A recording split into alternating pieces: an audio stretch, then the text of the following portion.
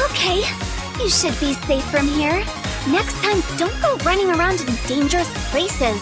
Of course, if you really insist on adventuring, then be my guest. Adventurers are our VIP clients after all. We even have coupons for you.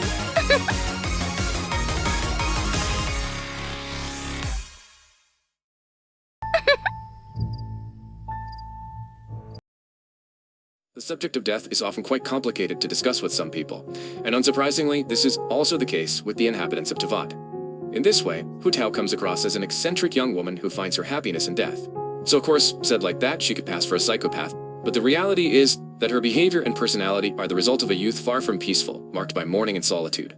Consequently, Hutao is one of the rare people who, despite her young age, has a very particular relationship with death, expressing neither contempt nor fear towards this obligatory end of life. After all, death is inevitable. It is an integral part of the cycle of life, so one might as well accept it when it shows up. Today, we are going to look at the life philosophy of Hutao, the 77th director of the Wangsheng Funeral Parlor in Liyue, who, according to my own vision of things, has understood how to live her own life with perfect mental serenity. To be honest, the young Hutao was not always like this. What I mean by that is that, like most people who populate this planet, she was afraid of death and what it represented. If we set aside all philosophical and religious beliefs, death represents the end of life, so it's not surprising that it's scary. Nothing is more precious than the fact of being alive, so nothing seems more serious than being faced with the end of one's own life or that of others. And Hutao experienced this well, because during her youth, she lost the human being who was dearest to her, her grandfather. She was only 13 years old at the time, and her grandfather represented everything to her role model, her ideal, her protection. It's difficult to imagine what she must have felt seeing him pass away, leaving behind a lost little girl who would have to take over the family business. Because, precisely, Grandfather Hu was the 75th director of the funeral parlor. Hutao had to take up the torch upon her grandfather's death, making her the 77th director. So it's a bit strange because we go from 75th to 77th, and I haven't found any trace of the 76th director. Logically, the son or daughter of Grandfather Hu should have been the 76th, but this person is mentioned nowhere. Based on what Zhongli says about the funeral parlor being in operation for 77 generations, it is possible that the director's number only represents the generation number. Thus, in passing from the grandfather to the granddaughter, a generation was skipped, making Hutao, indeed, the director of the 77th generation. This is currently my only explanation. Anyway, at only 13 years old, she had to manage all the affairs of the Hu family. This means she had to organize clients' funerals to continue developing the company's services, to keep the organization going. Imagine being a business owner with no one to help you when you're only 13 years old. It seems unthinkable, but yet Hutao did it. The loss of her grandfather made the character grow and adopt a very particular vision of death itself, a vision that, in the end, was shared by her ancestors and transmitted from generation to generation. When little Tao's grandfather passed away, it was she who had to organize everything for his funeral. She therefore made sure to respect the ceremony as much as possible to grant the necessary respect to her late grandfather. Of course, all of this had to be done in immense grief that was difficult to hide. Before dying, her grandfather had bequeathed her his hat. It is called the Hat of Universal Peace. This hat is now considered by the young woman to be a magical hat, capable of judging good and evil. Of course, that's nonsense, but given the emotional weight it represents, I imagine we can let her say what she wants. Since then, her hat has accompanied her wherever she goes, bringing peace and eternal rest, in the same way that death could soothe the torments of the living. If there's one thing she learned from her ancestors, it is that death represents appeasement. All the evils that people suffer during their lives are erased in death. Seeing it this way, we're not going to start wishing for someone's death, let's not be that bad, but rather let's consider that it can represent a certain liberation when each stage of life has been overcome. Hutao sees it a bit like a workday. A complicated day, full of twists and turns, sometimes good, sometimes bad. But whatever happens, once the day is over, it feels good to rest by lying down in one's bed. Nothing very scary about that, is there? Well, even if that's her way of seeing things, which has been passed down from generation to generation, she had to experience grief to really understand what it meant. In some beliefs, there's a place one goes to after death, a sort of intermediate stage that occurs after the death of the physical body but before the appeasement of the soul. In Genshin, we call this stage the border. It's not really a purgatory because the souls are not judged there, but it is the place through which every soul must pass to have access to the other world. Precisely in the hope of seeing her grandfather one last time, Hutao ventured to Wu Wang Slope to reach the famous border between life and death. This journey was absolutely not prepared, as she left hastily 10 days after her grandfather's funeral with just a small bag and a few provisions. Upon arriving there, she was able to meet lost souls who were about to cross the border. Some of them were not even ready to do so and ended up staying indefinitely in this pseudo-purgatory. Hutao then spent a lot of time at the border, hoping to cross paths with her grandfather's soul. 1 day, 2 days, 3 days, the provisions were disappearing. but still nothing. The lost souls just looked at her as if to judge her. It was then that the soul of an old woman appeared to chat with the young Tao.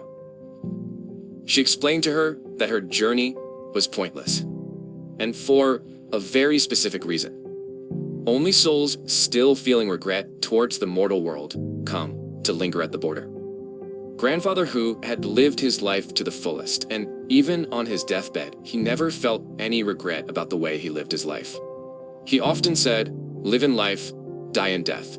Follow your heart, do what you can." This simple phrase just means that one should focus on what is happening in the present moment. When one is alive, one must concentrate on the simple fact of being still alive and enjoying it to the fullest without thinking about death. And the day death comes, our soul will take care of thinking about what it must do when the time comes. In the end, life is not something complicated. According to the family, you just have to focus on the things you can do. Since death is inevitable, being afraid of it would only make us appreciate our own life less. This does not mean that one should live in a completely carefree manner, but rather be aware of the fact that some things can be changed and others cannot. What cannot be changed should not occupy mental space during a day. And we must not forget that it is death that gives meaning to life. It is only because our time is limited that we give it importance.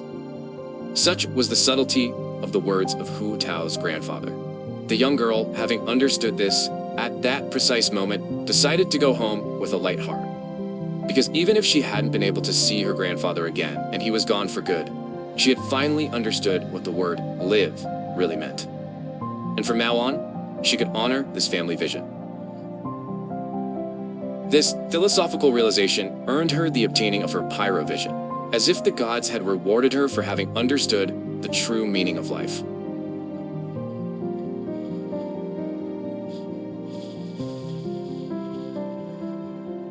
"13 years old is the age at which Hutao radically changed.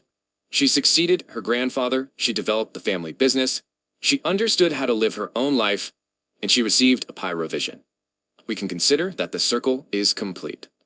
Several millennia ago, the Hu family was composed only of doctors, because during the Archon War, the carcasses of dead gods plagued the lands of Liyue. To suppress this famous plague, Morax called upon the Yaksha Guardians, but some humans were entrusted with the same mission. A doctor, equipped with the Staff of Homo, was tasked with purifying the plague and darkness of this world. In this way, he was able to rid these lands, at least on his scale, of all its evils, to thus establish peace. The descendants of this doctor established the Wangsheng funeral parlor, so that today, Hutao perpetuates the ancient family customs. Certainly, she may not have great knowledge of medicine, at least clearly not as developed as that of her rival Baiju, but she wants to spread peace and lift the taboo of death. The fact that she obtained a pyrovision is consistent with the practices of her predecessors. In this way, I consider, as said earlier, that the circle is complete for the family. But then, all this took place several years ago, and today, Hutao was no longer as young as she was then. So what is the result of a few years with this new philosophy of life? Well, what we can say is that now Hutao is very eccentric. She doesn't care about social norms, which is why she is often despised by some.